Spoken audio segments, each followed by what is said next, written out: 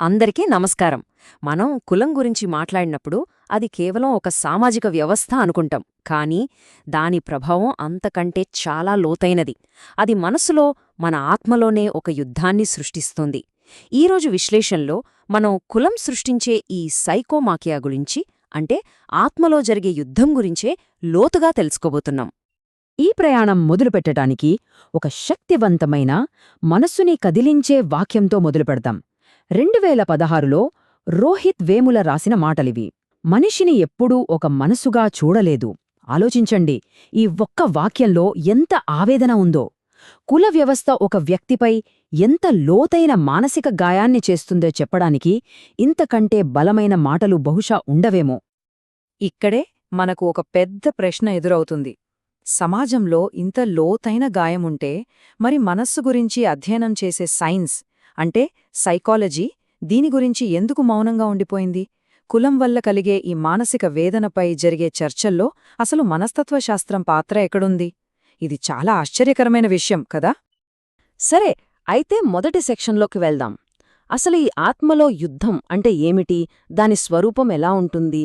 కుల వ్యవస్థ ఒక వ్యక్తి లోపల వాళ్ల మానసిక ప్రపంచంలో ఎలాంటి అలజడిని, ఎలాంటి వేదనను సృష్టిస్తుందో ఇప్పుడు చూద్దాం.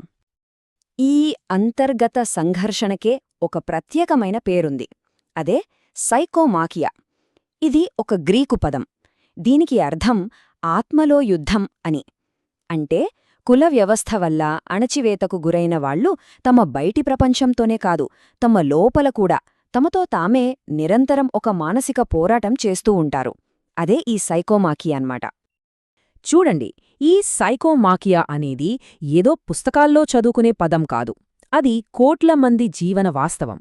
కాన్షీరాం మాటల్లో చెప్పాలంటే, మాలాంటివాళ్లు పుట్టినప్పటి నుండి సమాజంతో, లోపల మా ఆత్మలతో యుద్ధం చేస్తూనే ఉంటారు. ఈ మాటలు వింటుంటేనే ఆ వేదన తీవ్రత ఎంతలా ఉంటుందో మనం అర్థం చేసుకోవచ్చు.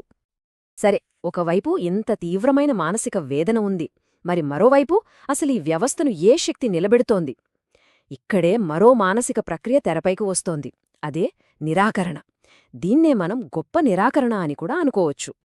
మనోవిశ్లేషణ శాస్త్రంలో ఈ రకమైన నిరాకరణకు ఒక ప్రత్యేకమైన పదముంది, వెర్నినంగ్.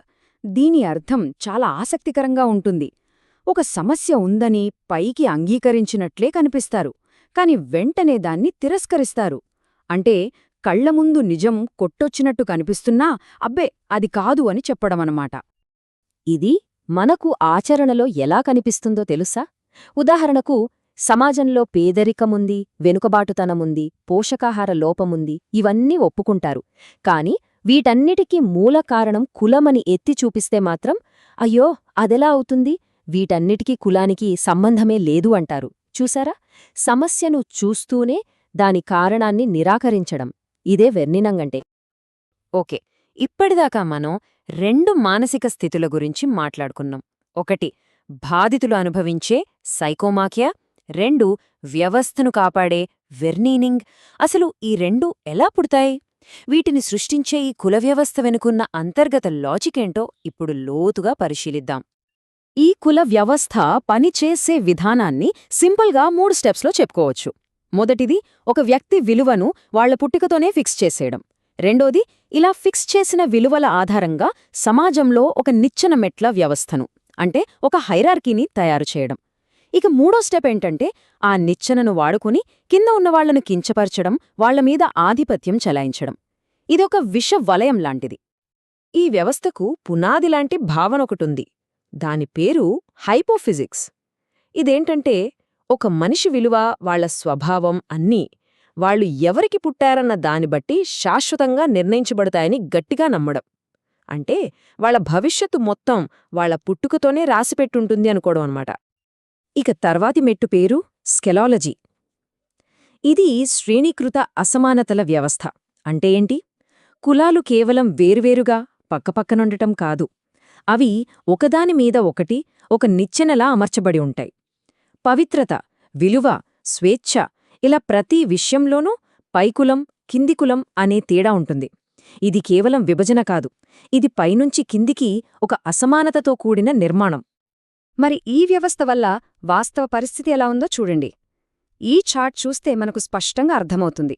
దేశ జనాభాలో 10% కన్నా తక్కువగా ఉన్న అగ్రకులాలు, న్యాయ వ్యవస్థ, మీడియా, విద్యారంగం ఇలాంటి కీలకమైన శక్తివంతమైన పదవుల్లో 90% పైగా వాళ్లే ఉన్నారు. ఒక్కసారి ఆలోచించండి. ఈ సంఖ్యలు మన కళ్లకు కట్టినట్టు చూపిస్తున్న ఈ అసమానత ఎంత తీవ్రంగా పాతుకుపోయిందో. ఇప్పుడు ఈ వ్యవస్థకు వ్యతిరేకంగా జరుగుతున్న పోరాటాన్ని చూద్దాం. ఇది నిజానికి మన భవిష్యత్తు ఎలా ఉండాలి అనే దానిపై రెండు పూర్తిగా భిన్నమైన ఆలోచనల మధ్య జరుగుతున్న ఒక పెద్ద సంఘర్షణ. ఒకవైపు డాక్టర్ బిఆర్ అంబేద్కర్ దార్శనికత ఉంటే, మరోవైపు ఈ పాత వ్యవస్థనే, ఈ సంప్రదాయాన్నే కాపాడాలి అనుకునేవాళ్ల వాదన ఉంది. ఈ రెండు దారులు పూర్తిగా వేర్వేరు. ఒకదారి కులాన్ని సమూలంగా నిర్మూలించి అందరూ సమానంగా, స్వేచ్ఛగా కలిసిమెలిసి ఉండే ఒక డైనమిక్ సమాజాన్ని కోరుకుంటుంది. దానికి లక్ష్యం కుల నిర్మూలన. ఇక రెండో దారేంటంటే ఈ సోపానక్రమాన్ని, ఈ సంప్రదాయాన్ని కాపాడుకోవాలి, ప్రాచీన నియమాలే గొప్పవి అంటుంది. దీని లక్ష్యం కుల పరిరక్షణ. చూసారా ఎంతటి వైరుధ్యమో? డాక్టర్ అంబేద్కర్ మాటల్లోనే చెప్పాలంటే, ఒక ఆదర్శ సమాజమెప్పుడూ ఒకేలా ఉండకూడదు. అది నిరంతరం మారుతూ ఉండాలి. మార్పును అందరికీ చేరవేసే మార్గాలతో నిండి ఉండాలి. దీన్నే ఆయన సౌభ్రాతృత్వం అన్నారు. ఇదే అసలైన ప్రజాస్వామ్యానికి మరో పేరు అని చెప్పారు. సరే, చివరిగా మనం ఒక చాలా ముఖ్యమైన అంశానికి వచ్చేశాం. ఎంత లోతైన మానసిక గాయానికి పరిష్కారం ఎక్కడ దొరుకుతుంది? ఎవరైనా సైకియాట్రిస్టు దగ్గరికో, కౌన్సిలర్ దగ్గరికో వెళ్తే సరిపోతుందా? అంటే ఈ సమస్యకు పరిష్కారం కేవలం క్లినిక్కు మాత్రమే పరిమితమా, లేక దానికి అతీతంగా ఆలోచించాలా? ఈ విషయంలో ప్రఖ్యాత రచయిత ఫ్రాన్స్ ఫానిన్ చెప్పిన ఒక మాట అద్భుతంగా సరిపోతుంది. ఆయనేమన్నారంటే, ఒక వ్యక్తిని గాయపరిచింది ఒక వలసవాద సమాజం అయితే, అదే సమాజంలోకి అతన్ని మళ్లీ సర్దుబాటు చేసి నయం చేయటం ఎలా సాధ్యం? ఇది చికిత్స కాదు కదా, నువ్వు ఆ అణచివేతకు అలవాటు పడిపో అని చెప్పినట్లే ఉంటుంది. అందుకే ఈ మొత్తం విశ్లేషణలో మనం గ్రహించాల్సిన కీలకమైన విషయం ఒకటుంది. కులం వల్ల కలిగే మానసిక గాయాలకు చికిత్స కేవలం క్లినిక్లో మందులివ్వడంతోనో, కౌన్సిలింగ్తోనో దొరకదు. దానికి అసలైన పరిష్కారం రాజకీయంగా, సామాజికంగా రావాలి. ఎందుకంటే సమస్యే సమాజ నిర్మాణంలో ఉన్నప్పుడు పరిష్కారం కేవలం ఒక్క వ్యక్తిలో ఎలా దొరుకుతుంది? కాబట్టి ఈ విశ్లేషణను మనం ఈ ఒక్క ప్రశ్నతో ముగిద్దాం. ఒక గాయానికి కారణం సమాజమే అయినప్పుడు, ఆ సమాజాన్ని మార్చకుండా ఆ గాయాన్ని నిజంగా నయం చెయ్యగలమా? నివారణ అనేది ఆ సమాజాన్ని మార్చడంలోనే ఉంది కదా.